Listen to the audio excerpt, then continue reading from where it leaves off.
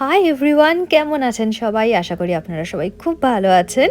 আর আজকে আমার এই ব্লগটাতে আমি একটা খুব সুন্দর একটা অভিজ্ঞতা শেয়ার করব, সেটা অবশ্যই তুষারপাত।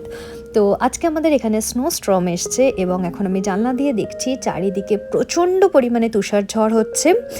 এবং যদিও এই সময় আমাদের অ্যালার্ট থাকে যে খুব বেশি বাইরে না যেতে, কিন্তু আমি একটুখানি আশপাশটা ঘুরে দেখাবো এবং আশা করি আপনাদের খুব ভালো লাগবে। তো এখন আমি বাড়ির নিচে চলে এসেছি, যেখানে সবাই স্নোম্যান বানাচ্ছে এবং দেখতে পাচ্ছেন টুপটুপ করে যে জলগুলো পড়ছিল সেই জলগুলো জমে গিয়ে এরকম একটা দেখতে হয়েছে, যেটা ভীষণ সুন্দর দেখতে লাগছে। আর দিস ইজ দ্য সারপ্রাইজ, সেটা হচ্ছে স্নোম্যান। আজকে বাড়িতে সবাই স্নোম্যান বানিয়েছে এবং ভীষণ মিষ্টি একটা স্নোম্যান, যে একটা খুব মিষ্টি করে স্মাইল করছে। তো খুবই সুন্দর দেখতে লাগছে। আর চারিদিকটা সাদা হয়ে গেছে আজকে, যেহেতু স্নোস্টর্ম অ্যালার্টটা অলরেডি অনেক আগে থেকেই ছিল, তো লোকজন খুব একটা বেশি বেরোয়নি। তো এবং ভীষণ মুষলধারে যখন আমাদের ওখানে বৃষ্টিপাত হয় সেরকম তুষার পড়ছে। এবং এটা হচ্ছে এখন দুপুর 2টোর সময়। আজকে সারা দিন স্নোফল হবে এবং আমি রাতে আবার কিছুটা ভিডিও করব, তো দেখাবো তখন কি পরিস্থিতি হচ্ছে। তো সাধারণত এরকম স্নোস্টর্মটা এখানে চলতেই থাকে কিছুদিন অন্তর অন্তর, লাইক 10 দিন 12 দিন বাদে বাদে এরকম হতে থাকে। তো যখন স্নোস্টর্মটা আসে তখন চারিদিক বরফে ভরে যায় এবং তার আবার 7-8 দিন ধরে হালকা হালকা একটু একটু গলতে থাকে।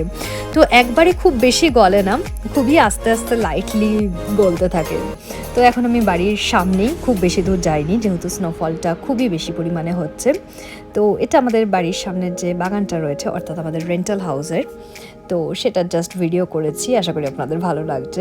এবং চারিদিকটা ভীষণ সাদা হয়ে গেছে, কিচ্ছু দেখা যাচ্ছে না, এতটা সাদা হয়ে গেছে এবং প্রচণ্ড প্রচণ্ড স্নোগুলো আমার চোখের দিকে এগিয়ে আসছে।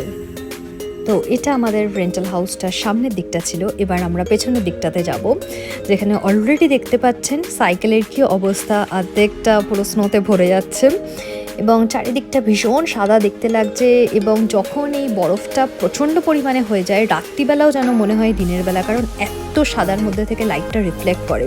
তো এখন একদম ওয়েদার ক্লাউডি, কিন্তু এত সুন্দর দেখতে লাগছে। এবং সবথেকে যেটা বড় ব্যাপার, গাছগুলো যখন সাধারণত ফলের পর যেহেতু প্রত্যেকটা গাছের পাতা পড়ে যাচ্ছে, সেই সময় দেখতে একটু ন্যাড়া ন্যাড়া লাগে, কিন্তু যখন এই বরফগুলো পড়ে দেখতে পুরো মনে হয় যেন কোনো রকম ফুল ফুটেছে। It's just like blossom.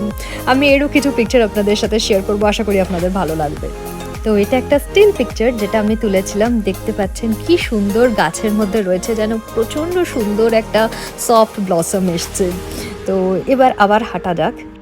তো এবার আমি বাইরের পেছনের দিকটা থেকে সামনের দিকটাতে যাব এবং তারপর একটু বিকেলের দিকে আমরা ইউনিভার্সিটি অফ মিশিগানের দিকটাতে যাব। তো সেই সময় হোপফুলি একটু হয়তো স্নোফলটা কমবে এবং অনেকটা স্নোটাও বেড়ে যাবে। তো এখন বিকেলবেলার কিছু ভিডিও, যেটা হচ্ছে দেখতে পাচ্ছেন কি সুন্দর লাগছে, দেখে যেন মনে হচ্ছে কেউ আলো দিয়ে সাজিয়ে দিয়েছে। তো অ্যাকচুয়ালি ওটা আলো দিয়ে সাজায়নি, আসলে যে বরফগুলো পড়েছে সেই বরফগুলো ছোটোখাটো যে আলোগুলো রয়েছে সেগুলোর সাথে ভীষণ রিফ্লেক্ট করছে, তাই মনে হচ্ছে যেন কেউ সেই ক্রিসমাসের মতো সাজিয়ে দিয়েছে। আর চেয়ারগুলোতে যেন বরফের গদি তৈরি হয়ে গেছে এবং বেশ মোটাসোটা গদি তৈরি হয়ে গেছে।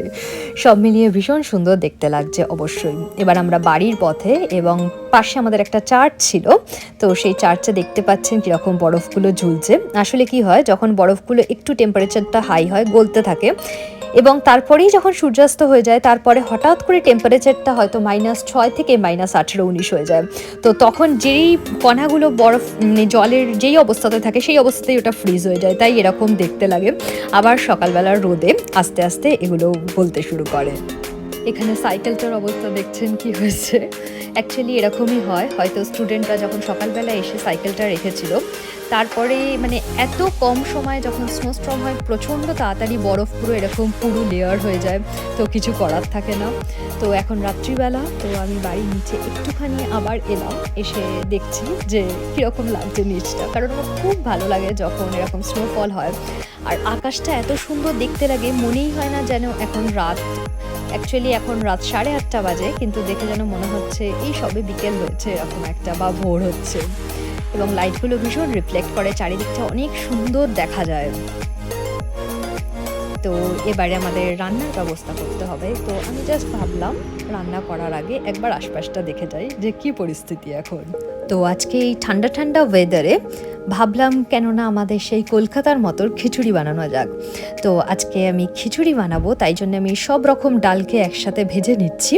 তো ভেজে নেওয়ার পর আমি ভাবছি ভুনা খিচুড়ি বানাবো। তো আজকের দিনে এরকম ঠান্ডা ঠান্ডা ওয়েদারে ভুনা খিচুড়ি আর যদি তার সাথে মাংস হয় এবং বাঁধাকপির পকোড়া হয় তাহলে বেস্ট হবে। তো আজকে সেই প্রিপারেশন চলছে, হোপফুলি আমরা তাড়াতাড়ি এটা বানিয়ে ফেলবো। তো আমার মোটামুটি কষা শেষ, এবার আমি ভালো করে জল দিয়ে খিচুড়িটা রেডি করছি, তারপর আমি প্রেশারে খুব তাড়াতাড়ি করে এটা করে নিতে পারবো। এখন আমাদের খিচুড়ি একদম রেডি, আর আমরা বাঁধাকপির পকোড়া আর ঝাল ঝাল চিকেন কষা দিয়ে আজকে আমরা খাবো। তো পুরো কমপ্লিটলি সব খাবার দাবার রেডি, আমি নিয়ে চলে এসেছি। আর আজকে আমার আর আমার হাজব্যান্ডের প্ল্যান হচ্ছে আমরা এই খিচুড়িটা এনজয় করবো জানলা দিয়ে বরফ দেখতে দেখতে। তো খাবার রেডি করা হয়ে গেছে, এবার খাওয়ার টাইম, এবং তার সাথে আমি দেখিয়ে দিই জানলা দিয়ে আপনাদের ভিউটা সেটা কেমন লাগছে।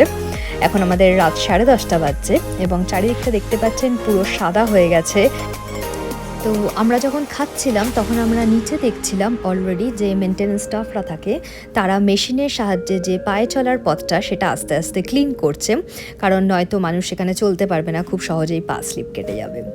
তো এবার আমাদের খাওয়া দাওয়া শেষ এবং আমরা নিচে এসেছি, এবং শুতে যাওয়ার আগে জাস্ট নিচে একটু পায়চারি করে দেখব যে চারিদিকটা কি অবস্থা।